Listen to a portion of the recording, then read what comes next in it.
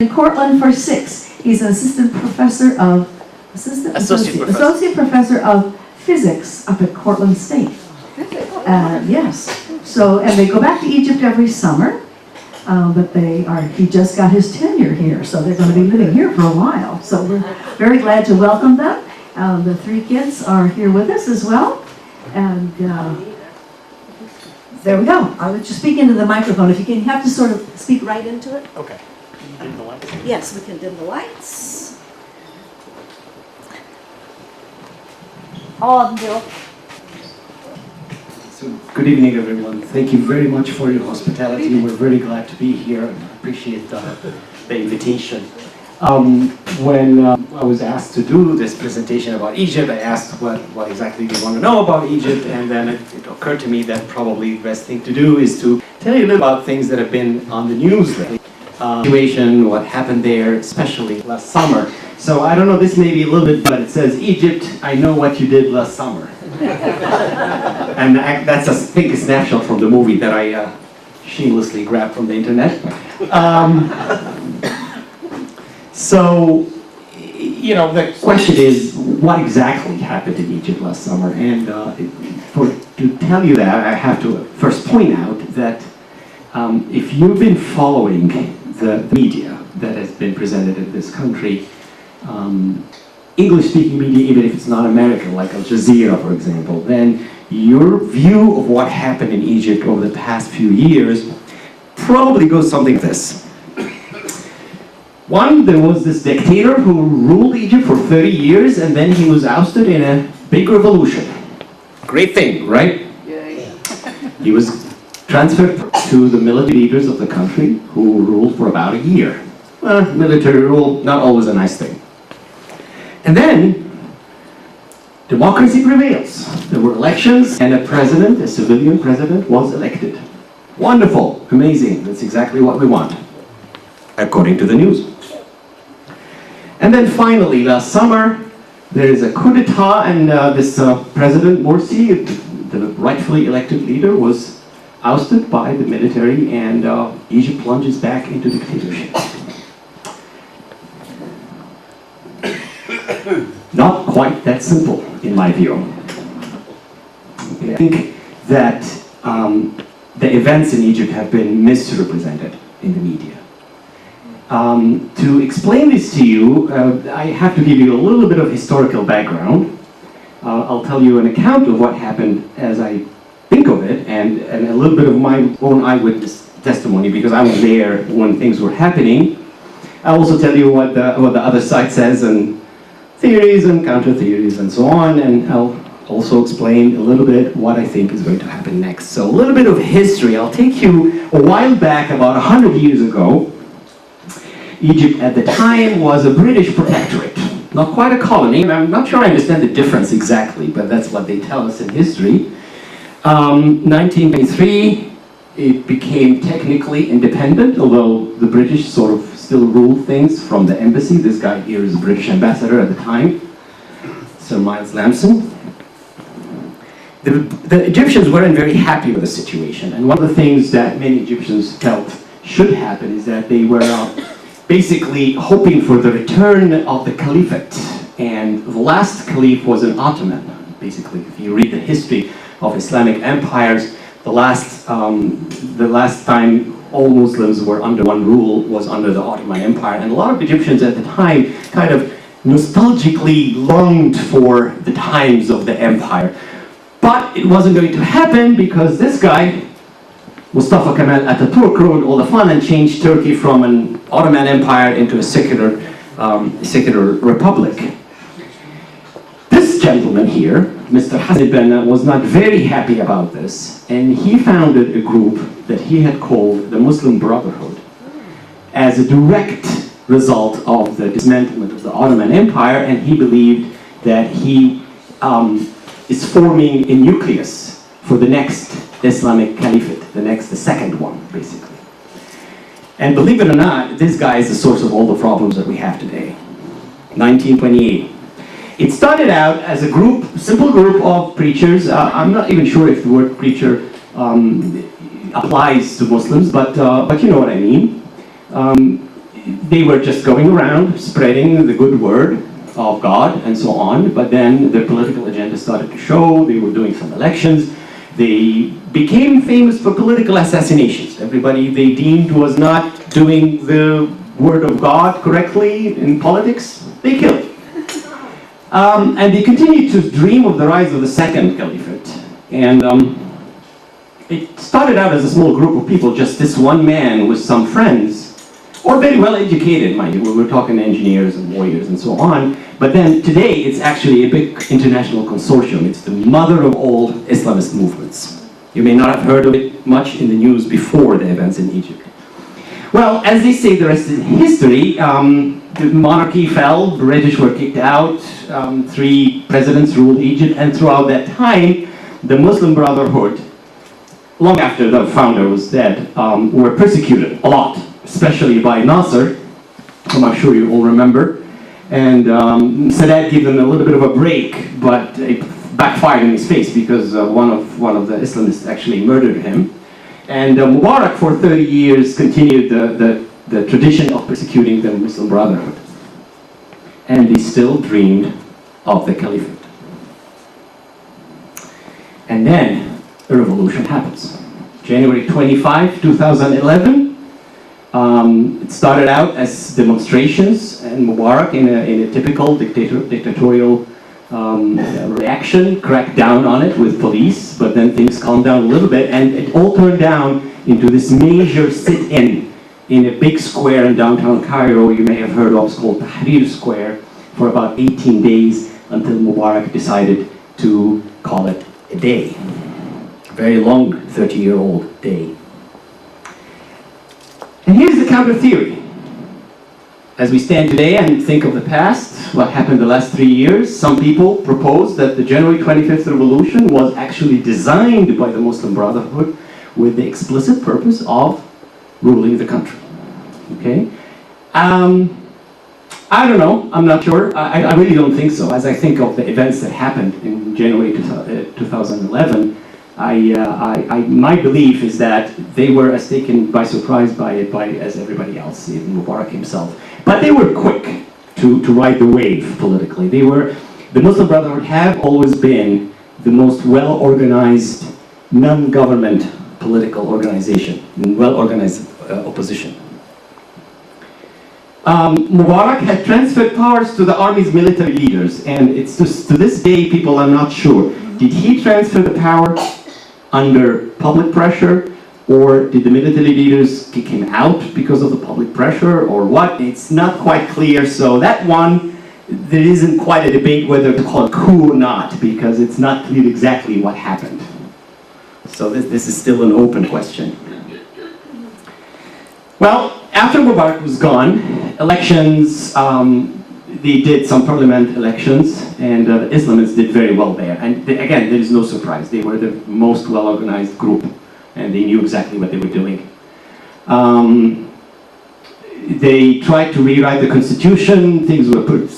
Several assemblies were put together and taken apart because there was always the argument, does this assembly represent everybody in Egypt or just a small faction, etc., etc., etc. Make a long story short. And then finally, presidential elections were held without having a parliament, without having a constitution. Now that is very dangerous. You elect a president without a constitution, without people representation, you're electing somebody with undefined powers, mind you. And a lot of people warned against this at the time, but it seemed to everybody that the military were like rushing to hand in power to somebody else. And it was easy to control who's going to win. The Egyptian people are new to democracy, and I'm sure you all know, I mean, with democracy comes, they say, great responsibility. You have to understand what you're doing. And it's easy to sway many Egyptians, many simple-minded man of the street, elect me and you go to heaven. That sort of thing. The conspiracy theory, these are the leaders of the Muslim Brotherhood, not including the guy who became president. He was not one of their top leaders, as a matter of fact, and these are the top guys there. And the theory now is that there was some kind of backdoor deal between the people in the military power at the time and the Muslim Brotherhood to hand them over control of the country. in the form of democratic elections. What's wrong with this picture? 13 nominees for president, most of them completely unknown, not very likely to be elected by popular vote. And in the second round of elections in Egypt always first round, and then the two who get the most votes go against each other in the second round. There were two people. One representing the Muslim Brotherhood, this man Muhammad Morsi, okay, the most well-organized group in the country. And, surprise, surprise, the guy who's prime minister to Mubarak, one of the most hated men in Egypt. So guess who's going to win? No surprise there. Morsi, even though a complete unknown, won by a very slim margin, 51%. Admittedly, most of these people effectively campaigned for Morsi, not because of him, but because they didn't want the other guy. So protest votes, I think they're called. And they regretted it later, but it's too late for that. There were lots of stories, lots of things going around. I can talk for hours about how this seemingly democratic elections were not were not really a representation of what the people want. But at the time, I told myself, well, the Muslim Brotherhood have been dreaming of power for the last 80 years. Now they had their chance. Maybe they can do something. Whether we agree with their history or not, maybe they have a plan. I mean, you'd think that after 80 years of persecution, 80 years of planning to take power, they'd have a plan or two, right? Not really. It was a mess this year. And there are two slides with some of the major mistakes that Morsi did during that year. In a single year, he was elected without a constitution, and one of the first things he did was pass a constitutional amendment without constitution that his decisions are irrevocable and cannot be tried, or cannot be revoked by a court of law. First thing he did. I remember thinking to myself, is this guy an idiot or something? I mean, this is this chance of a lifetime for the Muslim Brotherhood, and they're going to start it like this? Okay, there we have problems. There is poverty. There's tons of problems in Egypt, and he does that. He passes a constitution cooked overnight that, if you read through it, it simply favors their stay forever. He goes right ahead to replace everybody with Muslim Brotherhood people. He alienates all of the old government. He alienates all the military. Things were really going down the drain as far as infrastructure is concerned. When I went to Egypt there last summer, before the events that I'm going to tell you about, the first thing I noticed was the long lines for gas and electricity failing every half an hour or so.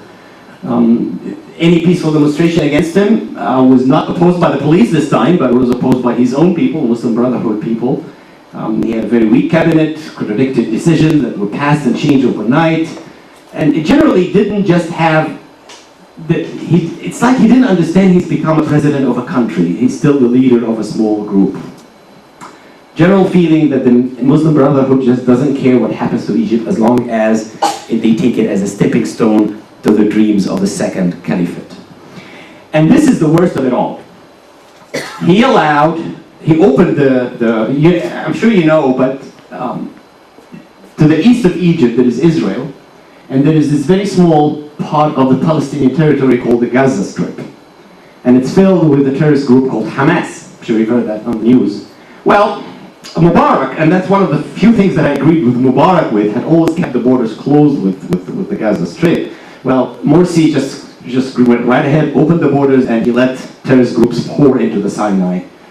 This was terrible, and the Egyptians felt very bad, especially since Sinai is a very important part of our history.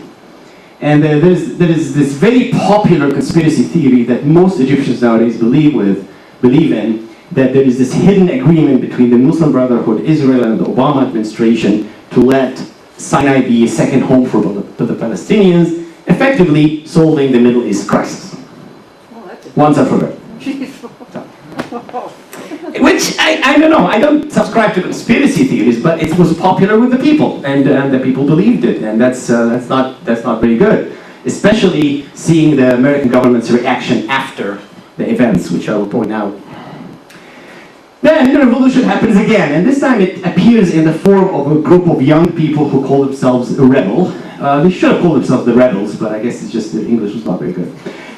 They call themselves rebel, and they started gathering signatures on a form expressing displeasure with Morsi, listing all of the reasons that we don't like him, and calling for his resignation.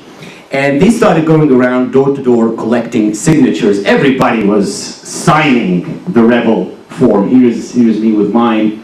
It became quite a fad, actually, in Egypt. You sign the rebel form, like famous people. This is a famous Egyptian actress pictured with the rebel form. People who are not famous signing the rebel form. Brides and grooms signing the rebel form. In fact, just about everybody signed the rebel form, except perhaps the Muslim Brotherhood and aliens. It was a big deal, and they collected some 22 million of them. It was a big thing. Of course, it's not an official thing, but you can't tell if they're right. It's not like an election or a referendum or anything like that. But it was very clear that there was a very serious state of displeasure in the country with the rule of the Muslim Brotherhood. Things were collapsing, and people were suffering worse than usual. The rebels decided to go even further. They said that they will take all the forms they had collected to the Constitutional Court on 30th of June, and they called for mass demonstrations in the streets demanding the removal of Morsi. Their reaction from the people was phenomenal. Phenomenal. This is a video that I took myself, so all the videos that I will show you here are of myself there. And this is Tahrir Square on June 30th. The January Revolution was just Tahrir Square, but you could see this massive gatherings in every street in Egypt. It was amazing. I have never seen anything like this. Just to walk 100 feet would take you an hour because of the crowds. Estimates range from 20 million to 33 million in the streets all over Egypt, and we're talking about a country of 90 million. The Muslim Brotherhood is like 600,000 or so. The demands were very clear. That's me carrying a red card. In soccer, a red card kicks you out. If the ref presents a red card, that means he's kicking somebody out. And the word says, leave, get out. The demands: Morsi's resignation, temporary assignment of a president from the Supreme Court, a new constitution in that order, a new parliament, early presidential elections. June 30th, massive, really amazing. This is the street with the presidential palaces on that day. And they stayed. Nobody went home for a few days. Tahrir Square again. The spirit was amazing. I cannot begin to describe it. Amazing. The second day of the nationwide sit-in, Army leader General Fattah al-Sisi issues a statement warning that the country is on the brink of a civil war, giving all political factions 48 hours to appease the people. The street erupted again, demanding this time that Sisi take things in his own hand and remove Morsi. How does Morsi respond? This is a famous picture of him in that particular speech because he used his finger a lot. People made fun of him. It goes like this. It was a disastrous 3-hour-long speech saying absolutely nothing beyond the fact, I'm president, and if you don't like it, leave. What is this? He also denied that there was anybody in the streets. He said it several times. There's nobody out there. The media is misleading you. Say what? I couldn't believe it myself. I was there and I saw all this with my own eyes. For a few days, nobody left. We just stayed there. Go get them, which he did. On July 3rd, General Sisi, with all political opposition, including religious leaders, by the way, you may not know, but Egypt has its own pope. This guy, the Egyptian Orthodox Church. This is the Pope, His Holiness. And this is the representative of a Muslim council, and then there are other political and military leaders. They go on TV and they say that they have made the decision because the people demanded it. Morsi is no longer in power, and they immediately hand power to the Chief Justice of the Constitutional Court, as demanded by the people. Celebrations in the street as you see them. Again, this is my phone camera.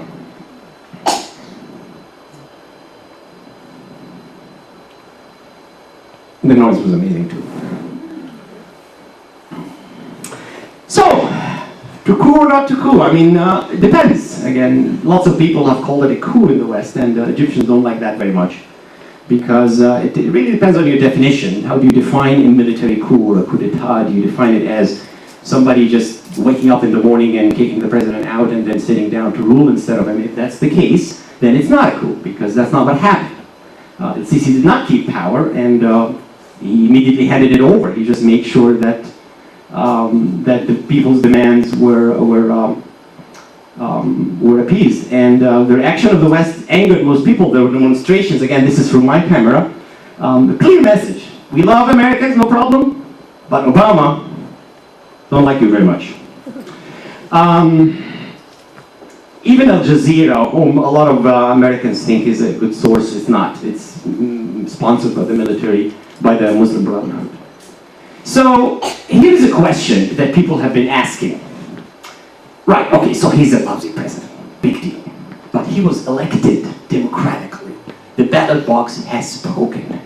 Doesn't he have the right to finish his 4 years so that, and then take him out in the next ballots? Well, the counter response was, this guy was also elected democratically. Period. I'm not saying which side I'm on, but, the ballot box is not the whole story. If you get elected democratically and you become president and you immediately take the country down the drain, then we're not going to wait 4 years. I'm sorry. This kind of picture was very popular on Facebook. Dear CNN, we are the coup. And look at the masses. These are the masses that stayed in the streets for a few days from June 30th and ended up ousting Morsi. We think, Egyptians like to say, the army is our right hand. We commanded them to do this. They didn't do it because they wanted to. In the meantime, immediately after the removal of Morsi, there was the problem in the Sinai, and General Sisi sent troops immediately there to face that. And there is a war against, a literal war against terrorism with weapons, with firearms, happening right now in the Sinai. And the guerrilla tactics that Hamas is using is just disgusting. So, where is Egypt going right now? Well, at this moment, as we speak, a new constitution is being written, and people are okay with the fact that this assembly that's writing the constitution does indeed represent most of the people, or all of the people, or the different factions. There are representatives from the Christian minorities in Egypt, there are representatives from leftists, rightists, frontists, backwards, or whatever. There are representatives from everybody on that assembly. Is it going to make a good constitution? We don't know, we're just waiting. Currently there is this interim government, technocratic, meaning that basically a government that is not quite political, they are just trying to fix things temporarily. There is, as soon as the constitution is passed in a referendum, there is promise of parliamentary elections and then presidential elections in the correct order, and that's very important, I believe. I mean, you don't just give somebody a country without a clear definition of the job description, as stated in a constitution, without people representation. I mean, well, there is also the conspiracy theory, which is promoted by the Muslim Brotherhood and also some Western media outlets, that Sisi is in full charge and the current president is simply front. Sisi will run for president and will win, and this is all just a facade for the Sisi to become a president. I really don't know. I mean, only time can tell the true intentions. I think that this guy, he's done things in a very smart way, and I don't think he'll ruin it by doing something stupid. So right now, things seem to be going in the right direction. Does that mean that it's perfect? No, there are some mistakes happening, and I'm not in full agreement of everything that happens all the time. But labor pains of a new democracy, I suppose. What happens tomorrow, I have no idea. Things might be changed. Should Morsi have finished his 4 years? Absolutely not. And that's, anything is better than that. They can take the second caliphate and do something else with it. So that's the way things stand right now. And thank you very much for your attention.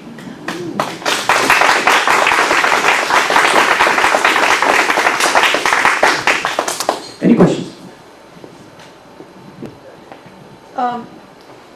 First trip Obama made when he was first elected, was that to Egypt?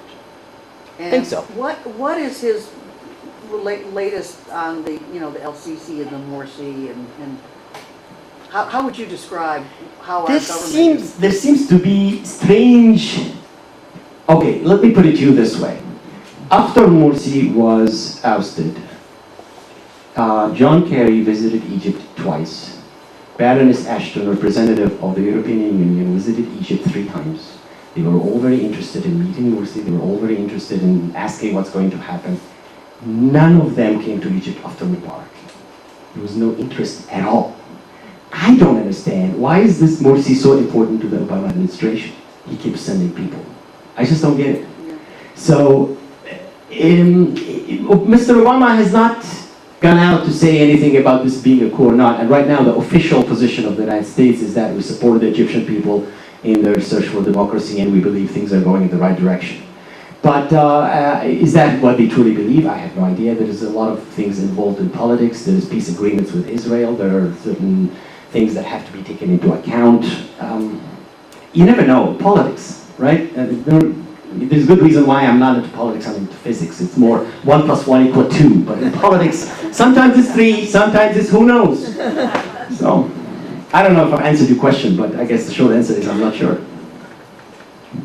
How does this leave you with the State Department? Huh? How does this leave you with the State Department? In what way? Well, you're kind of supporting the people of Egypt. Yes. But you're here. Yeah. Yeah, well, I don't see a problem with that. Politics is politics, but the relationships between Egypt and America has always been good. I don't have an issue living here at all, and we like it, we love it. And I agree with the message that was over there. We love the American people. It's the political, sometimes, not always, the political decisions of the government that don't always sit well with I was us. thinking of your activism. I'm not really very active, other than on Facebook. But I take every opportunity, like now, to represent this view, because I think it has been misrepresented in the media. CNN has copied a lot from Al Jazeera. Al Jazeera is sponsored by the Muslim Brotherhood, and they sometimes come out and flat out lie. They have reported things that I was there, I saw the exact opposite of what they're reporting with my own eyes. And CNN and others, just as an example, are simply copying from them. So things are not clearly represented here. There was, sir? Are there specific groups that are more persecuted now than other groups? That I'm thinking of information about Christians Yes. trying to find a sanctuary somewhere where they could be safe from outside. I hesitate to say that there is a persecution of Christians, but I hesitate to say that there isn't. Christians in Egypt suffer from a minority problem in the sense that, well, actually, I was just talking with a Christian friend the other day, and he told me that it really depends on how you define persecution. If you ask a non-Christian in Egypt, they say, no, they're not persecuted because he's not seeing mass murders. But if you ask a Christian, he'd say, yes, I'm persecuted because I was supposed to get this raise last year that I didn't, and another person who's a Muslim got it. So it depends on how you look at things. Now, every once in a while, having said that, every once in a while, there is an attack on a church. There's a burning down of a church. There's a killing of a Christian. There's even a killing of a Muslim who belongs to a different part, like a Shia, for example. And this has always been a problem that arises every once in a while. It's not big enough to call it a huge issue, but it's still, people die, And right now, there's some events that happened, and I think it's the Muslim Brotherhood are behind it. Because they have been calling for Western military interference in Egypt. And what's the best way to do it other than to say Christians are being murdered? And there have been some instances of hostages from international countries being held for ransom. Not that I know of. Not in Egypt. You're thinking Iraq, probably. southern Egypt? 1997, there was such an event. Is that the one on a boat or something? Yes, Okay. there was such an event. That's correct. Yes. Do you feel safe when you're there? Oh, yes. Very much. Would tourists be safe? I think so. I mean, it's not it's not like street fights or anything like that. I strongly believe tourists would be very safe in Egypt. Ask the kids. They go there every summer. How do you feel, guys, in Egypt? Safe. Any other questions? What sort of timetable are we on in terms of the Constitution and then the election? Presumably a year. A year? Yes, that was the plan. Right now, they're hard at work writing the Constitution. There are, every once in a while you see somewhere written on the internet, oh, this Constitution's got this and this got that, but I don't believe these news. I'll just wait until I actually read the full draft in a real referendum.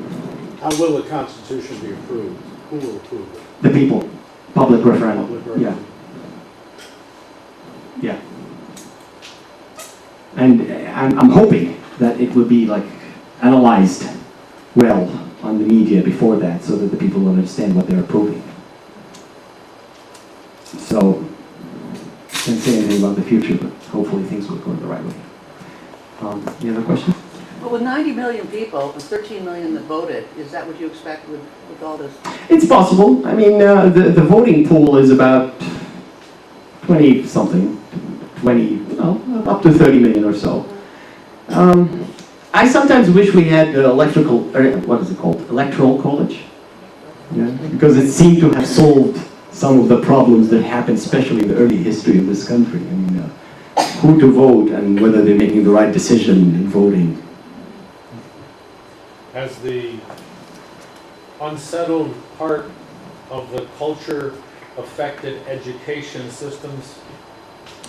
Schools have closed a lot. Schools and then the universities, are they going to universities to learn or become part of the political movement? Thank you for that question. Unfortunately, some of them go to the university to become part of the political movements. And there were events in Cairo University, my alma mater, the other day, that students were fighting against each other, the Muslim Brotherhood, sympathetics, and the others. The government cracked down on this. How far should they crack down on things? I don't know. But it's a little volatile when it comes to universities. Sometimes, so that's why schools and universities are closed a lot in Egypt nowadays. My sister is suffering because of her kids. They don't go to school enough. It sounds like the media doesn't always present the true story. You know, So how do we assess what's going on in this country when we keep listening? Do we need to listen to different stations? I tried finding a station, an English-speaking station that would represent the opposite view or the other view, and I couldn't find any. I'm very disappointed at this. Very disappointed. There's some good sources on it, but other than, well, I don't know. I really don't know what to say, but it's a problem. Surprisingly, the only TV station that gave some part of the truth over the summer was Fox News. Really? Yeah. I know. I don't know why, but I listened to them and was like, oh, that's better than what CNN is showing. Not perfect, but better. Maybe it's because they are anti-Obama anyway. Whatever he says is. Doesn't matter if it's the truth. Well, we thank you very much. You're most welcome.